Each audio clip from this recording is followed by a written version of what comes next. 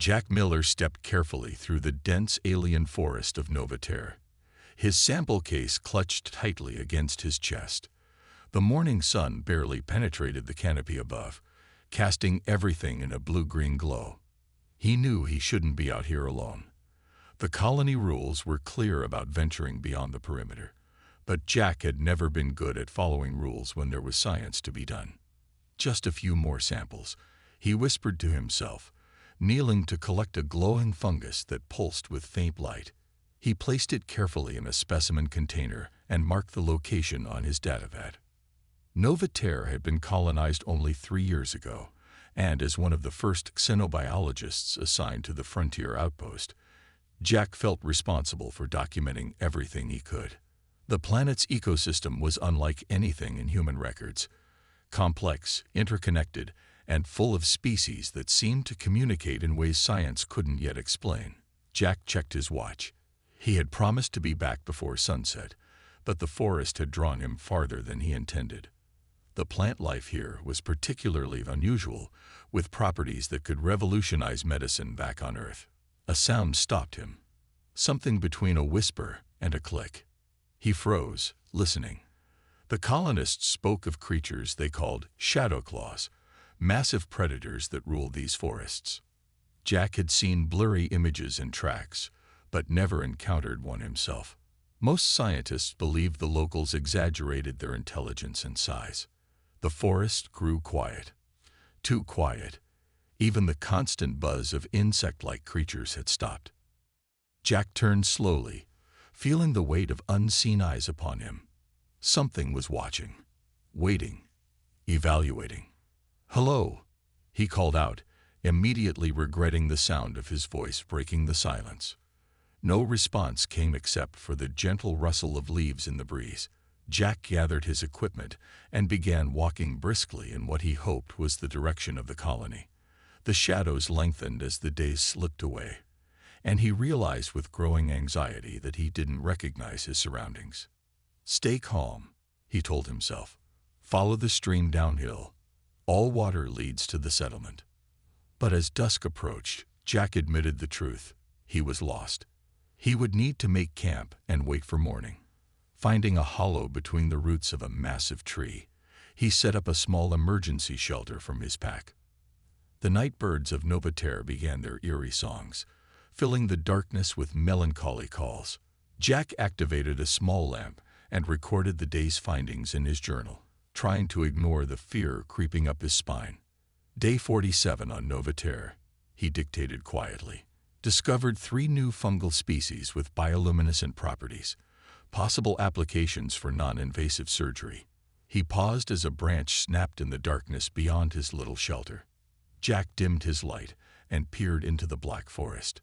Something moved out there, something large.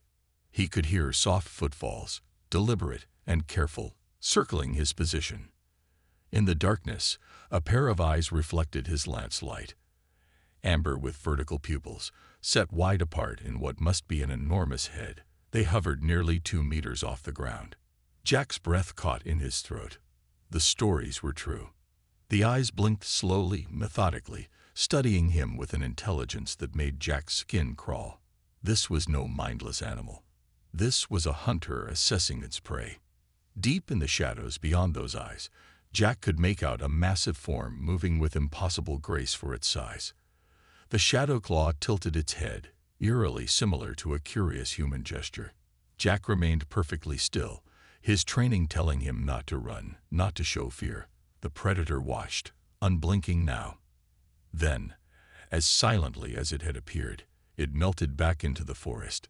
But Jack knew it hadn't gone far. The feeling of being hunted settled over him like a physical weight. The shadow claw was simply beginning its game. As the night deepened around him, Jack realized this wasn't a random encounter. He had been chosen. The hunt had begun. Morning came with a heavy mist hanging between the trees. Jack had barely slept, keeping watch for the creature that he now knew was stalking him. He packed his small shelter quickly and checked his compass. The colony should be east, following the rising sun.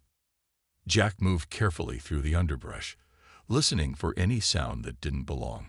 Every few minutes, he would stop and scan his surroundings. Sometimes he caught glimpses of movement, a shadow sliding between trees, the rustle of leaves where no wind blew. The shadow claw was following him, but keeping its distance. "It's studying me," Jack realized. Most predators would have attacked during the night when he was vulnerable. This one was different. It was playing a longer game. By midday, Jack found a small stream and followed it downhill. He should reach the colony by nightfall if he kept a steady pace. He knelt to refill his water bottle and saw the reflection of amber eyes watching from the trees behind him. Jack spun around, but nothing was there. "I know you're watching," he said aloud, surprising himself. "What are you waiting for?" Only the sounds of the forest answered him. As Jack continued his journey, he began to notice things about his hunter. It was huge, at least twice his size based on the tracks he occasionally spotted. It was smart too, never taking the same path twice, sometimes moving ahead to wait for him, other times circling back. Jack remembered the colony briefings about Novaterra's wildlife. The shadow claws were supposed to be the apex predators, but scientists had dismissed stories about their intelligence as local superstition. Now Jack wished he had paid more attention to those tall tales. When the forest began to darken again, Jack knew he wouldn't reach the colony before nightfall. He needed a plan. Running wasn't an option. The creature was faster than him. Fighting was suicide against something so large. Jack stopped at a clearing where several trees had fallen, creating a natural barrier on three sides.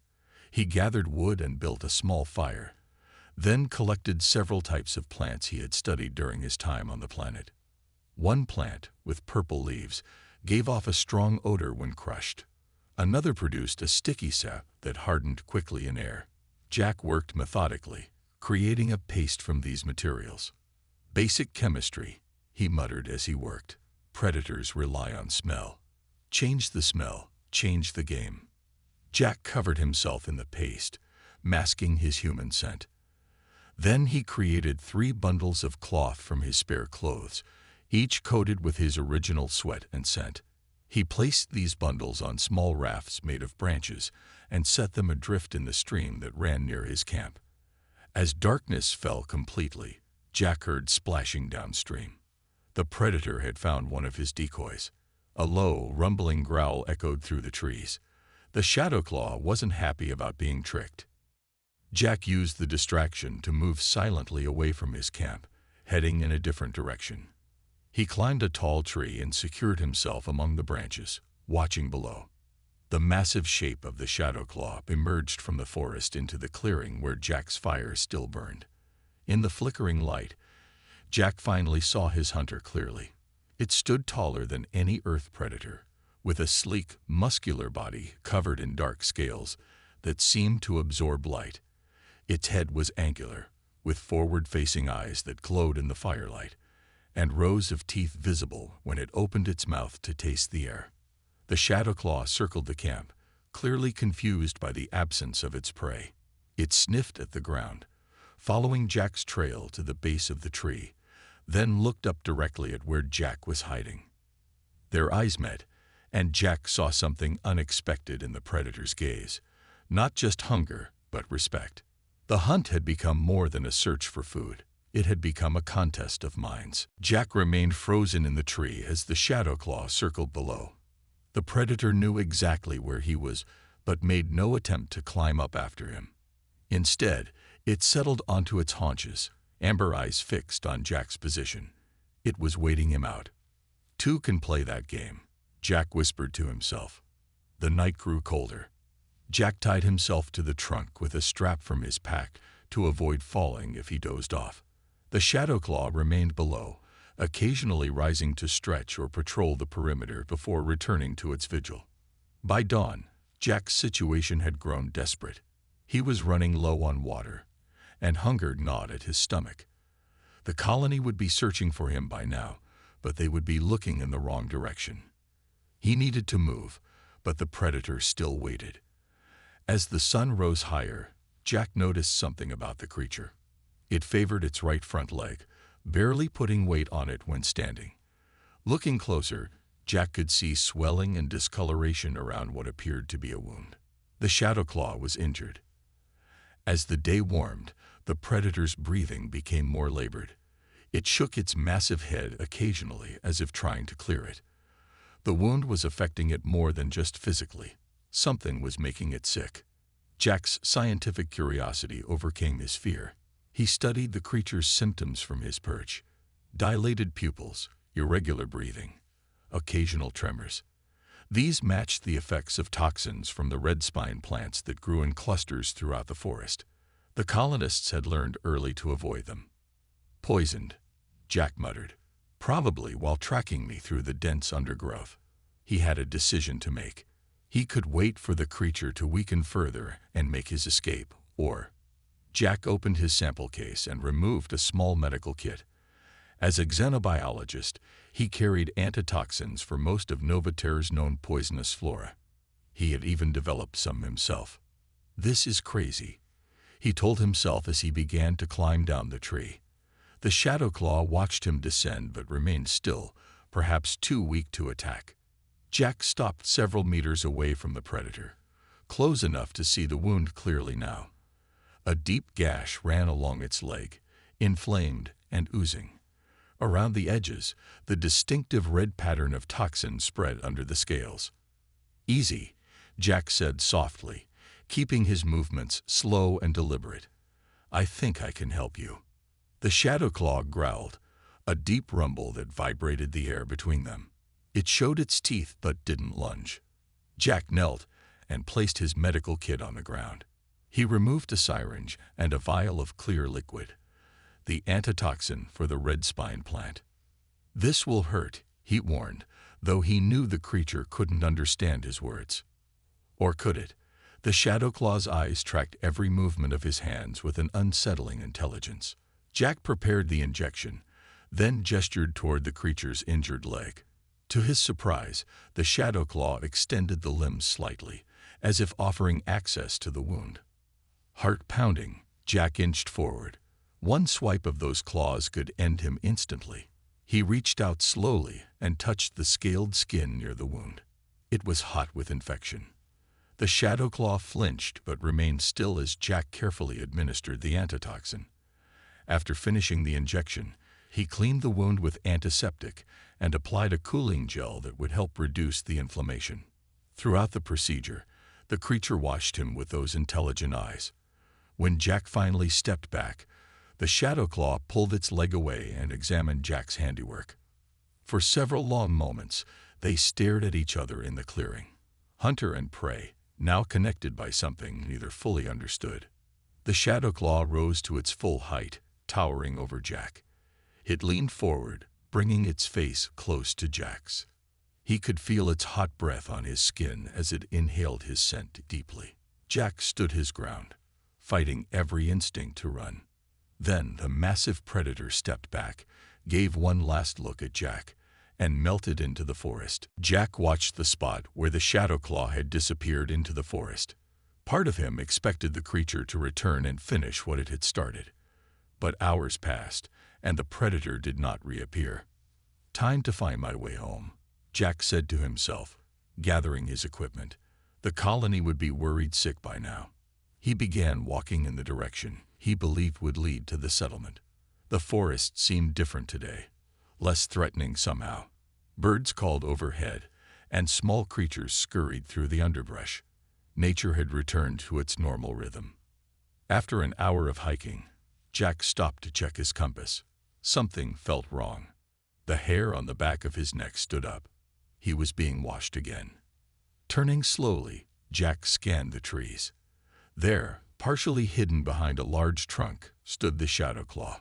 It wasn't stalking or hunting, just watching. "Following me?" Jack asked. The creature tilted its head, the same curious gesture he had noticed before. Its injured leg looked better already. The antitoxin was working. Jack continued walking, and the shadow claw followed at a distance. Whenever Jack looked back, the predator would stop, maintaining the same distance between them.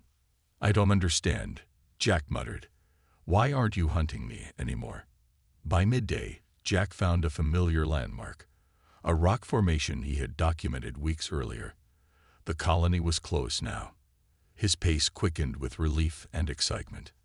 Suddenly, a deep growl came from his shadowy companion. The Shadow Claw was looking past Jack, its body tense and alert. Jack turned to see what had caught its attention. Through the trees ahead, another predator prowled, smaller than the one following Jack, but still deadly.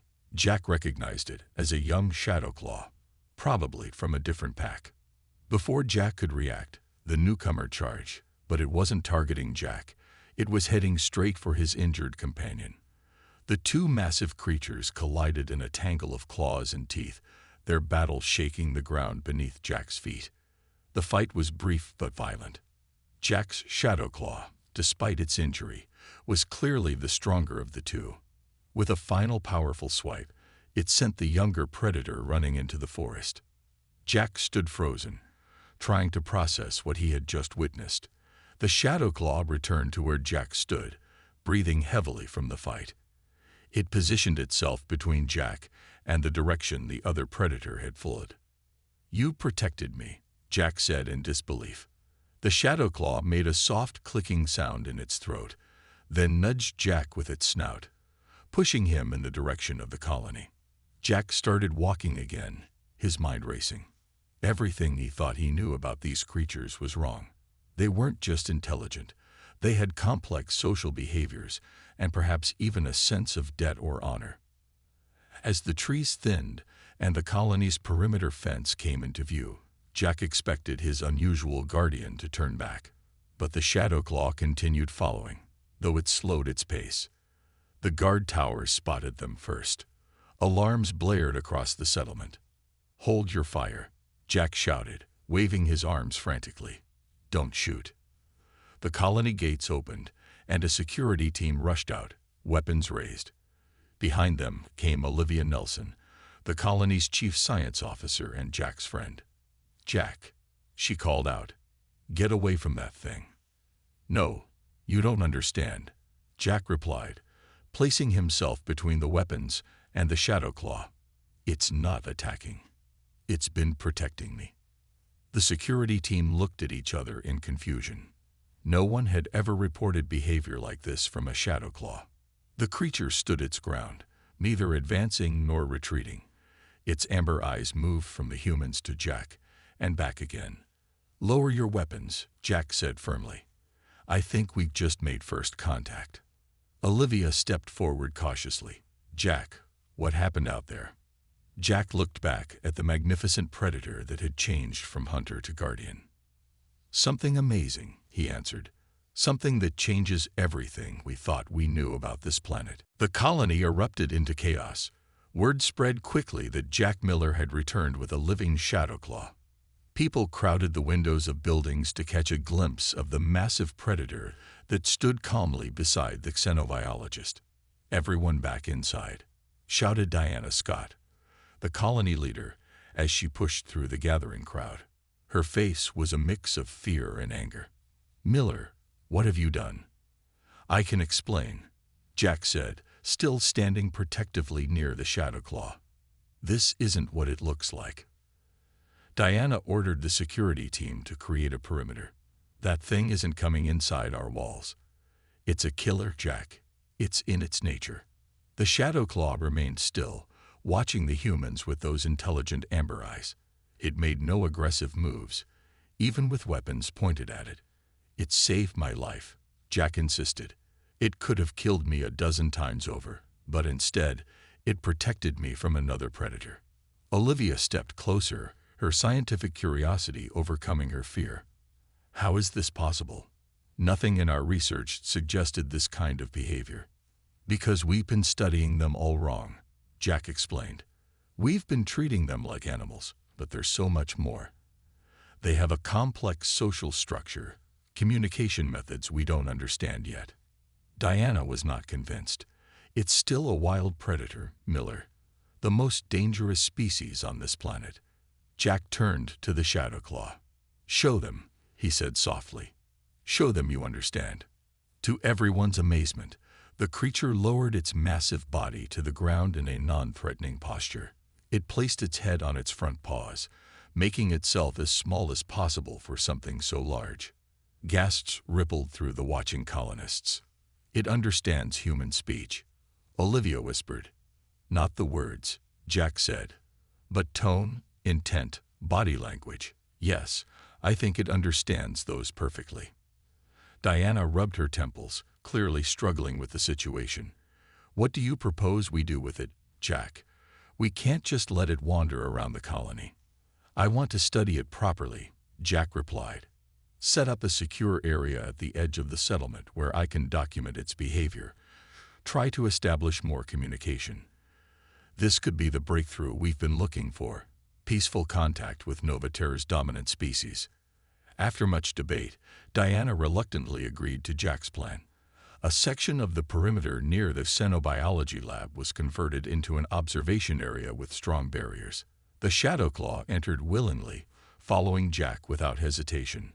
Over the next few days, Jack spent every waking hour with the creature.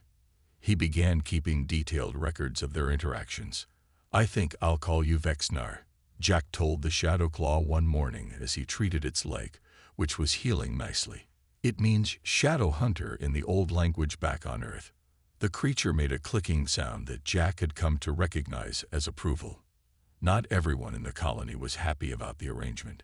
Many feared the predator would eventually revert to its natural instincts.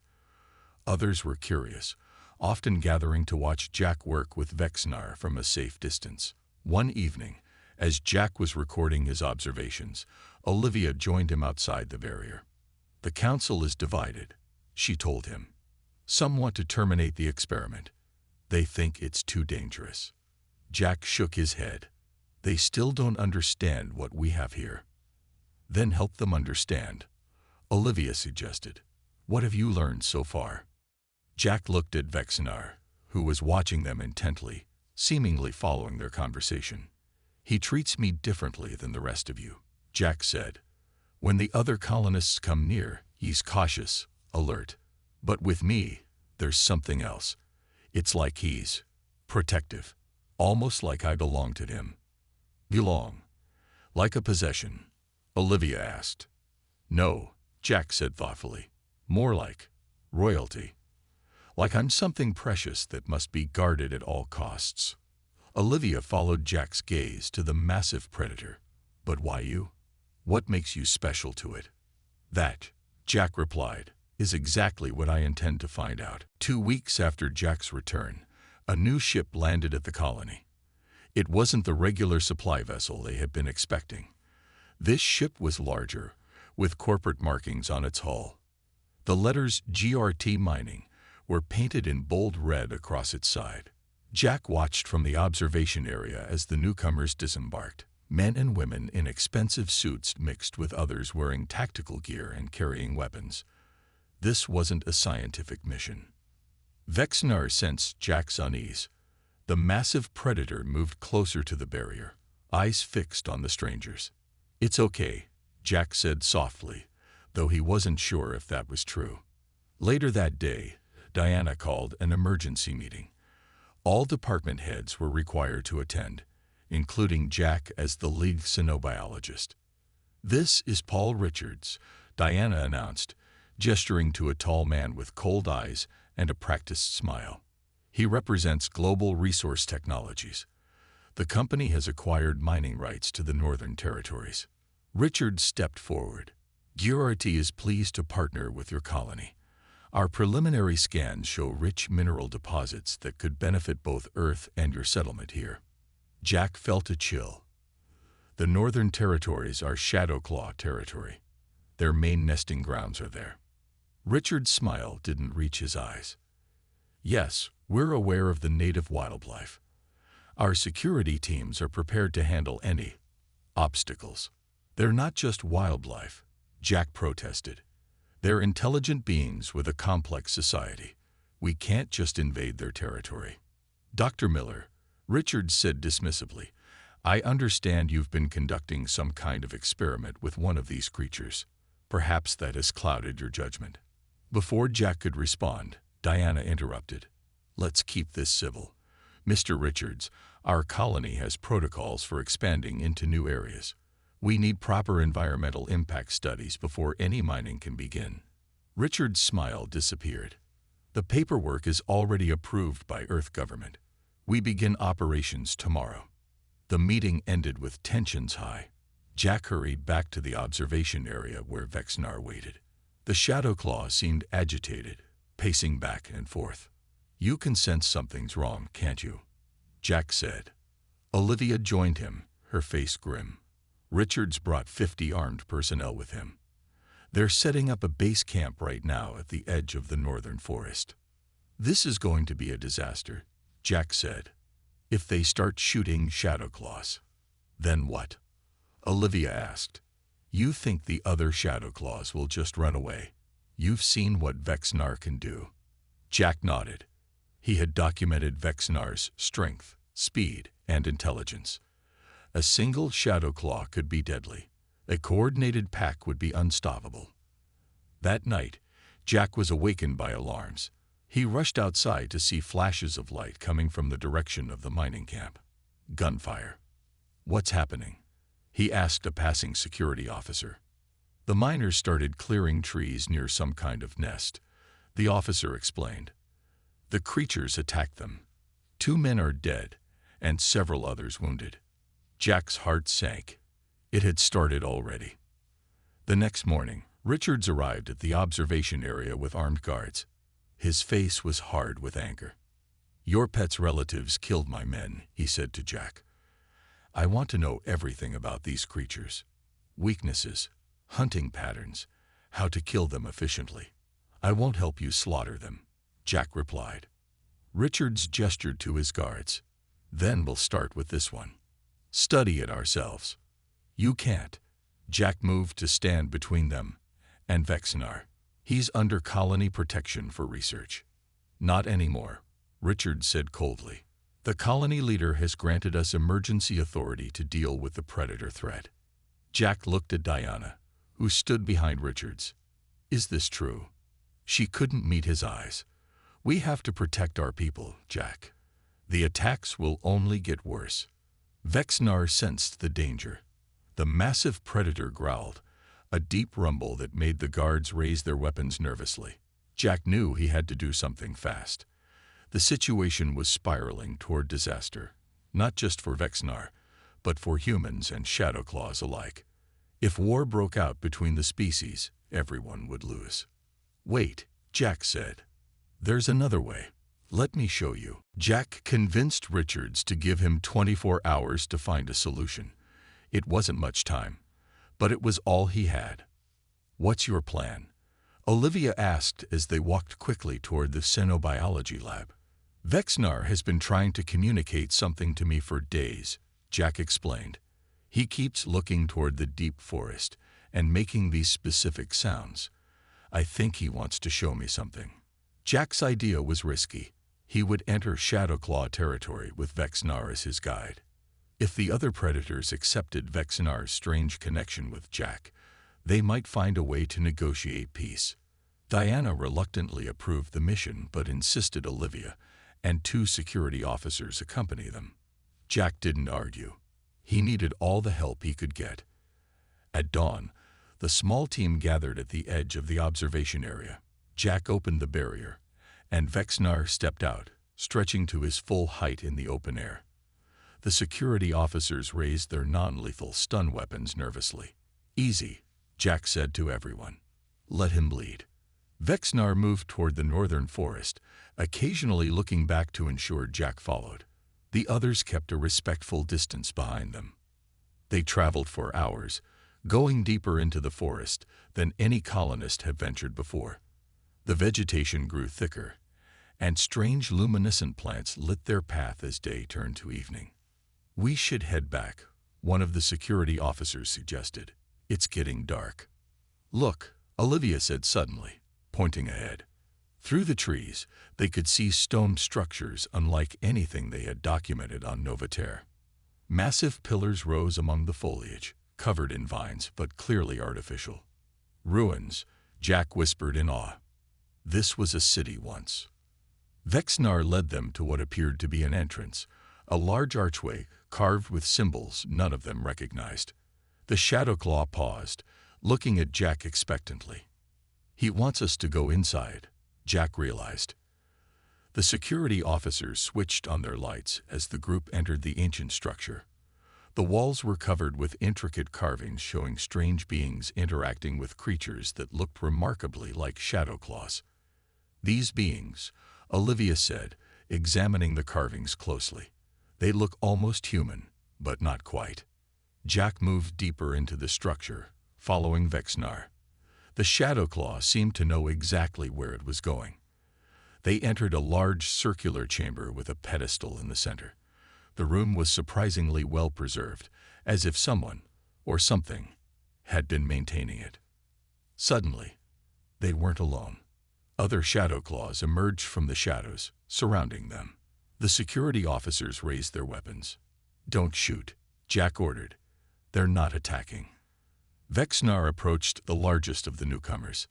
The two predators exchanged a series of clicks and low rumbles that seemed like communication. Then, to everyone's surprise, all the Shadowclaws lowered themselves to the ground in the same submissive posture Vexnar had shown at the colony. They were bowing. To Jack. "What's happening?" Olivia whispered. Jack shook his head, equally confused. Vexnar nudged him toward the pedestal at the center of the room. As Jack approached it, the surface of the pedestal began to glow with a soft blue light. When he hesitantly placed his hand on it, the entire chamber illuminated. Holographic images appeared in the air around them, showing the same beings from the wall carvings. One image spoke in a language none of them understood, but somehow Jack felt the meaning of the words in his mind. "Guardians," he translated aloud. "The Shadowclaws were created to be guardians." "Guardians of what?" Olivia asked. The hologram shifted to show a map of the planet, with points of light at specific locations. One of those points was directly beneath them. "Technology," Jack said in realization. "The civilization that lived here created the Shadowclaws to protect something they left behind. Something important. But why are they responding to you like this?" one of the security officers asked. Jack stared at his hand on the pedestal, still glowing with blue light. "Because somehow," he said slowly, "it recognizes me as one of them. As someone the Guardians should protect." Back at the colony, Jack and Olivia presented their findings to Diana and the other leaders. Richard sat in the corner, his face unreadable as he watched the recorded footage from their expedition. "The ruins contain technology far beyond our own," Jack explained. "The Shadowclaws were engineered by this ancient civilization to protect it. They're not just predators. They're guardians, programmed to recognize certain genetic markers." "And somehow you have these markers?" Diana asked skeptically. Jack nodded. "It seems that way. The system responded to my touch, and the Shadowclaws treat me differently because of it." Richards finally spoke up. "So what does this mean for our mining operation?" "It means you're trying to dig in exactly the wrong place," Olivia said. "Your target area sits directly above one of the largest technology caches on the planet. The Shadowclaws aren't attacking your people because they're territorial. They're fulfilling their purpose as guardians." Richards didn't look convinced. "These ruins could be worth more than the minerals we came for, if we could access this alien technology." "That's not your decision to make," Jack said firmly. "Whatever is buried there has been protected for thousands of years for a reason." The discussion continued late into the night. By morning, an uneasy compromise had been reached. The mining operation would be relocated away from Shadowclaw territory, and Richard's company would fund a proper scientific expedition to study the ruins instead. Jack returned to the observation area where Vexnar waited. The barrier had been removed. There was no need for it anymore. "We won," Jack told the massive predator. "No more fighting." Vexnar made a soft clicking sound that Jack had come to recognize as approval. Over the next few days, more colonists came to see the Shadowclaw. Children pressed their small hands against Vexnar's scales in wonder. The fear was slowly being replaced by curiosity and respect. 1 week later, Jack led a team back to the ruins. This time, many Shadow Claws greeted them, forming an honor guard as they approached the ancient city. Inside the central chamber, Jack placed his hand on the pedestal again. The holographic interface activated, and this time, Jack was prepared. He had studied the language patterns and could now communicate basic concepts. "We want to learn," he told the system. "We want to understand." The hologram shifted, showing images of Earth. Somehow, the system knew where Jack had come from. It showed connections between the ancient civilization and humanity. Similar DNA structures, similar brain patterns. They visited Earth, Olivia realized. Long ago, they might have influenced human evolution. Jack nodded, which explains why the system recognizes me. We're distant relatives. The revelation changed everything. The colony established a permanent research outpost at the ruins. The Shadow Claws, no longer seen as enemies, became partners in exploration. Jack often found himself working as translator between the two species, understanding both in ways no one else could. On a warm evening months later, Jack sat on a hillside overlooking both the colony and the forest beyond. Vexnar rested beside him, a silent but constant companion. "I still can't believe you were hunting me that first day," Jack said, smiling at the memory. "You must have been very confused when your instincts told you to protect the thing you were trying to eat." Vexnar made a rumbling sound that Jack had learned was laughter. In the valley below, humans and Shadow Claws moved together along new paths connecting the colony to the ancient city. Children rode on the backs of smaller Shadow Claws, their laughter carrying on the breeze. "They said Novaterre was a frontier," Jack said, more to himself than to Vexnar. They were right, but not in the way they thought. The sun set over the horizon, painting the sky in brilliant colors. Jack placed his hand on Vexnar's massive shoulder.